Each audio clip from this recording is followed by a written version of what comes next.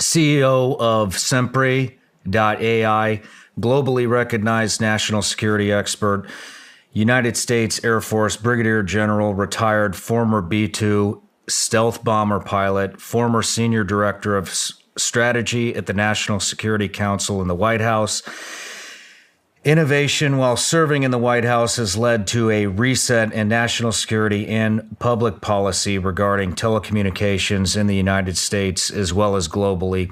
Author of Stealth War, How China Took Over While America's Elites Slept, and War Without Rules, China's Playbook for Global Domination.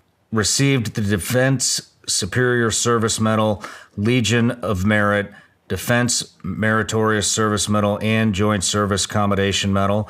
Received Air Force Meritorious Service Medal with 1 Oak Leaf Cluster, Air Force Commendation Medal with 1 Oak Leaf Cluster, and Air Force Achievement Medal with 1 Oak Leaf Cluster. Fluent in Chinese Mandarin.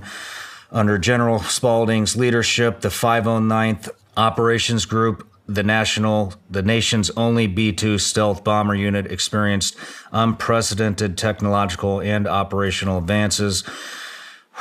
Served in senior positions of strategy and diplomacy within the Defense and State Department for more than 26 years.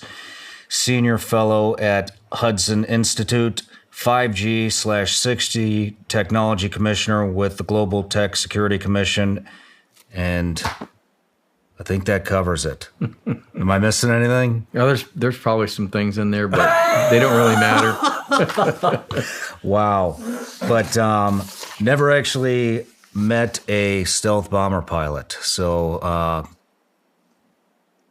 well, there's not very many of us. Yeah, very cool. That's not what we're here to talk about today, but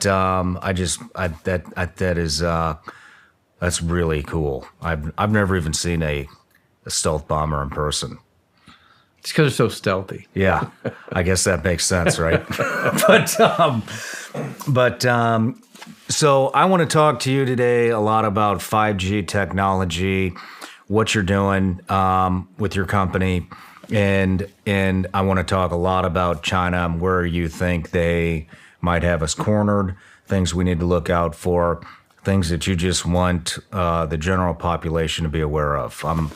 I'm just very interested in that subject. I've had a number of people on to talk about things we should be looking out for from the CCP, and like I said, been following you for a while now, and I love what you have to say. So I just want to get more in the weeds with what you know.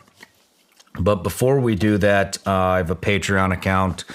It's a subscription account. They are our top supporters. They've been with us here from the beginning, and they're the reason I get to sit here and do this, and that you get to be here and educate all of us. So I give them an opportunity to ask a couple of questions.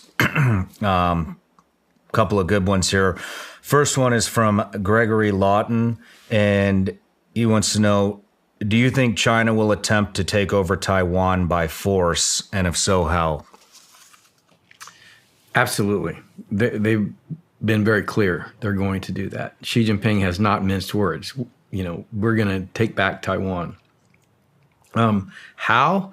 I think they're going to come by the air. The general notion is that they're going to use an amphibious landing.